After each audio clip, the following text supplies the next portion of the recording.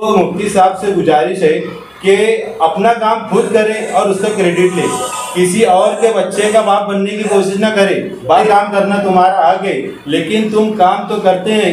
सारा गांव तुमको जो है कि जंगल चोट्टा बोलता, अब तुम क्रेडिट चोर भी हो गए।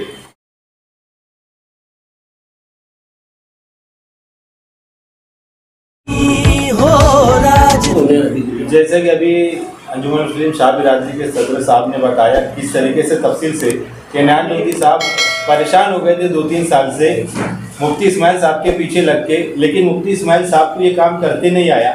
मजबूरन उनको बैरून शहर के आमदार फारूक शाह पास रब्ता करना पड़ा।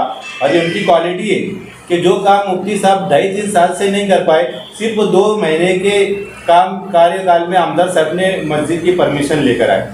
और मुफ्ती साहब बोलते कि ये काम मैंने किया। 2.5-3 साल से तुम बिस्तर में सोए थे, जब आमदार साहब ने मंजूरी करा के तो अचानक तुम्हारी आँख खुल गई ये काम को लेके। ये बेगानी की शादी में अब्दुल्ला दीवाना वाला काम इनका हमेशा चलते रहता। ये मुफ्ती साहब जो है हमेशा क्रेडिट लेने का ही काम करते।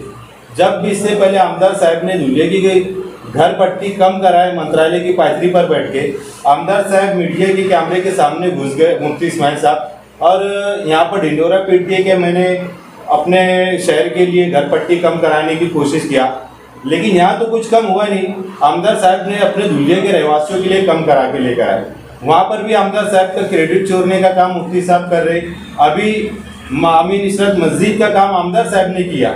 अगर आमदार साहब नहीं किए होते तो नयान लोधी साहब जुमे के दिन उनका इस्तेमाल क्यों रखे? क्योंकि उन्होंने काम किया आमदार साहब ने। और ट्रस्टियान के ऊपर प्रेशर लाके दबाव लाके इस्तेकबालिया प्रोग्राम को मुफ्ती साहब ने जो है कि कैंसिल करवाया और आनन बानन में मीडिया वालों को बुला के क्रेडिट अपने नाम पे ले रहे मुफ्ती साहब। तो मुफ्ती साहब से गुजारिश है कि अपना काम खुद करे और उसका क्रेडिट ले, किसी और के बच्चे का बाप बनने की कोशिश ना करे। बाप आमदार साहब काम करेंगे और तुम क्रेडिट लेंगे।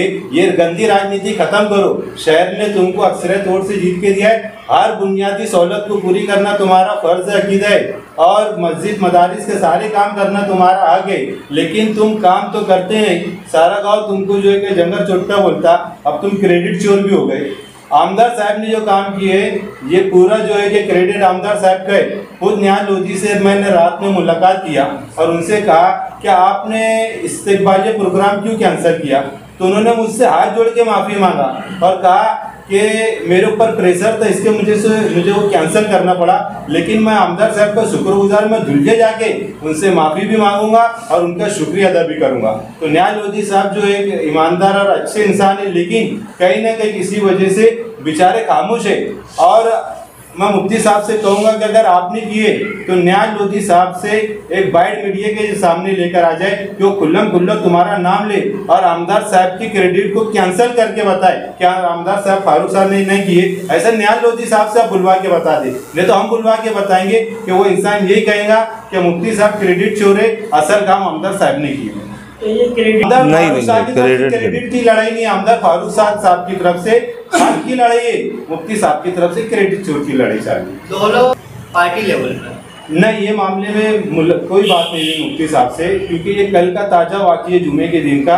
और ये मामला जब कैंसिल हुआ तो अपने आमदार साहब जो है कि मालेगांव के आयुक्त साहब से ये लेटर जो है कि देकर ये कहा कि मैंने मंजूरी लाया हूँ, मालेगांव की सतह पर, लोकल सतह पर इस मस्जिद की तामीर में कोई दिक्कत नहीं होना चाहिए, आपकी जिम्मेदारी। ये काम आयुक्त के सपुर्द करके आमदार साहब चले गए। मुफ्ती साहब से ताल्लुक से कोई बात नहीं हुई आमदार साहब की, ना पार्टी के लेवल पर कोई बात नहीं हुई। डायमंड कारपेट, हमारे वहाँ कारपेट, गराज, हेडलोन, रेलवे वाला कारपेट होलसेल रेट में दिया जाता है। हमारा पता याद रखें, मुस्तफ़ा बंगार बाजार, डायमंड कारपेट।